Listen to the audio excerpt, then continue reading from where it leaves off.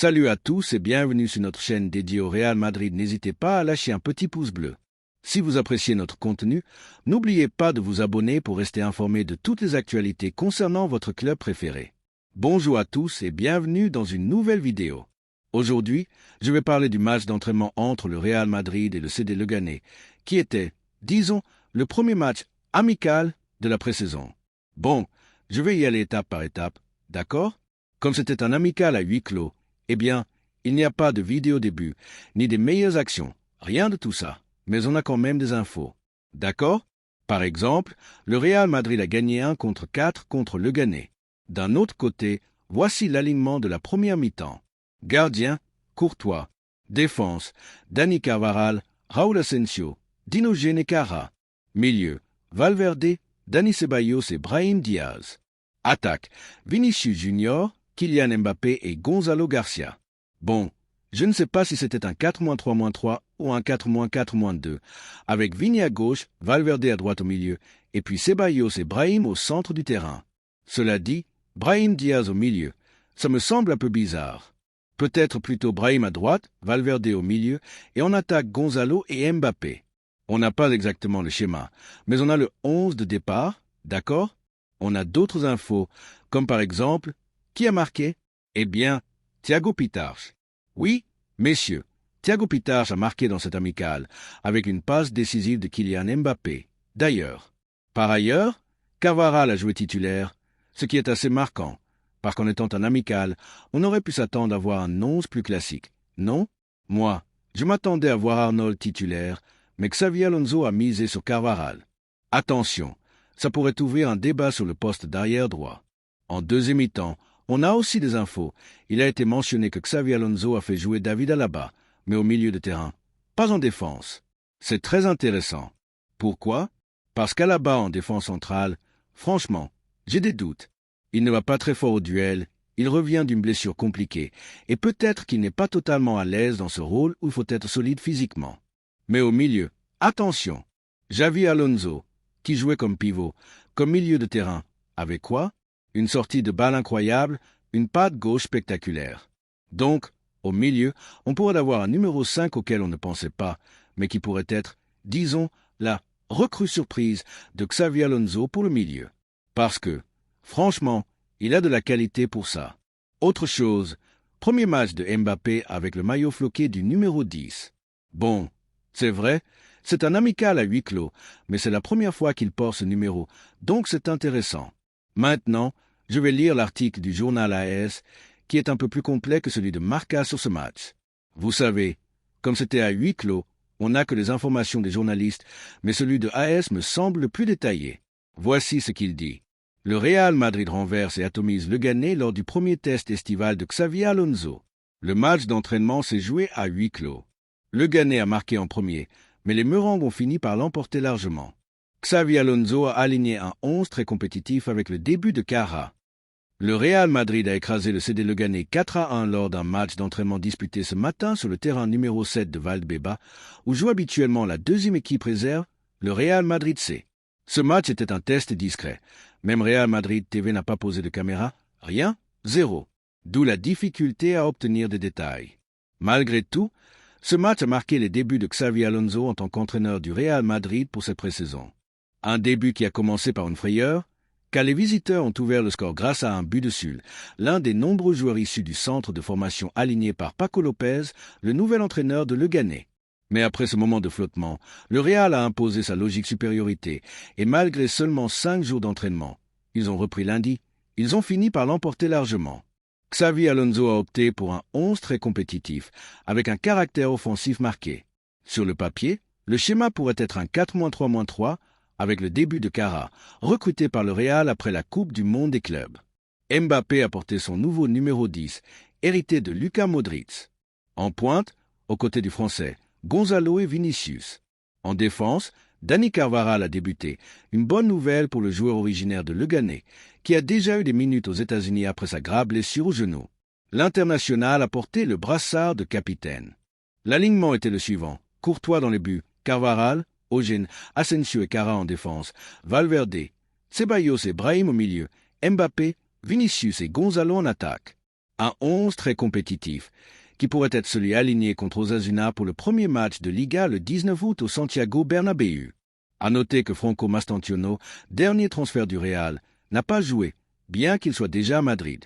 L'Argentin ne pourra s'entraîner avec ses coéquipiers qu'à partir du 14 août, lorsqu'il aura 18 ans. Du côté de Leganés, relégués en Segunda la saison dernière, ils sont arrivés à ce match avec beaucoup plus de rythme que le Real Madrid. Les Pepineros ont commencé leur pré-saison le 1er juillet et ont déjà joué 6 matchs amicaux depuis le 6 juillet. Demain, ils disputeront leur 7e et dernier match contre Oviedo. Autrement dit, le Real n'avait que 5 jours d'entraînement, tandis que Leganés avait déjà 6 amicaux, dont celui-ci. Franchement, 4-1 avec une remontada face à une équipe de Segunda, ce n'est pas mal du tout. Comme je l'ai dit, on a des infos. Thiago Pitarch a marqué, assisté par Mbappé, selon Rodra et Alberto Pereiro. On n'a pas plus de détails sur les autres buteurs pour le moment, mais ça viendra probablement dans les prochaines heures. On sait aussi qu'Alaba a joué au milieu, que Xavi Alonso a opté pour une défense à 4, 2 centraux, 2 latéraux, ce qui m'a surpris, car je m'attendais à une défense à 3, comme lors de la Coupe du Monde des clubs, avec des joueurs comme Asensio, Rudiger et Ogen, par exemple. Mais non, il a choisi 4 défenseurs, avec Carvajal et Cara comme latéraux. Au milieu, je pense que c'était Valverde et Ceballos dans l'axe, avec Brahim Diaz en meneur de jeu ou faux milieu, quelque chose comme ça. En attaque, évidemment, Vini, Mbappé et Gonzalo. Cela dit, Gonzalo pourrait jouer un peu en retrait de Vini et Mbappé, ce qui ne serait pas une mauvaise idée. C'est un peu bizarre, car je vois plus Gonzalo comme un finisseur. Mais bon, bref, on a des données révélatrices. Alaba au milieu. C'est une surprise. En défense centrale, franchement, il ne me convainc pas trop. Après sa blessure, il n'était déjà pas au top la saison dernière. Mais au milieu, attention, ça pourrait être le Martin Zubimendi que Xavi Alonso cherchait, un joueur qui sort le ballon proprement depuis l'arrière. Ceballos titulaire, c'est aussi une indication qu'Alonso pourrait lui donner une seconde chance et compter sur lui plus que prévu. Donc, voilà, premier amical de la pré-saison, un peu particulier à cause du huis clos. Mais ce n'est pas la première fois que ça arrive. On a des infos, c'est le premier test estival du Real Madrid, qui jouera dans 4 jours son deuxième amical, mais le premier officiel contre le Tyrol. Celui-là sera télévisé. On pourra l'analyser beaucoup mieux, et je pense que Xavi Alonso alignera un 11 plus proche de celui qu'on verra contre Osasuna. Ce 11 d'aujourd'hui n'est probablement pas celui qu'on verra en Liga, mais il ne sera pas loin, surtout en attaque avec Vini, Mbappé et Gonzalo. Autre info intéressante, Thiago Pitarch a marqué.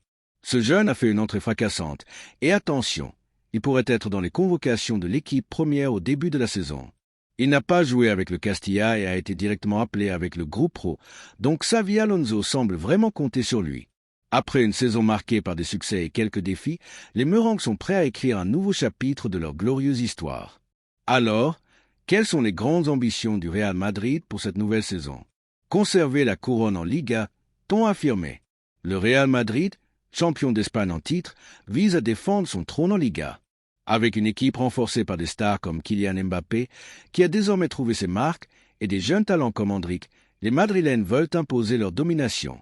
L'objectif est clair, emporter un 37e titre de champion d'Espagne en s'appuyant sur un jeu offensif flamboyant et une défense solide, orchestrée par des joueurs comme Antonio Rudiger et David Alaba.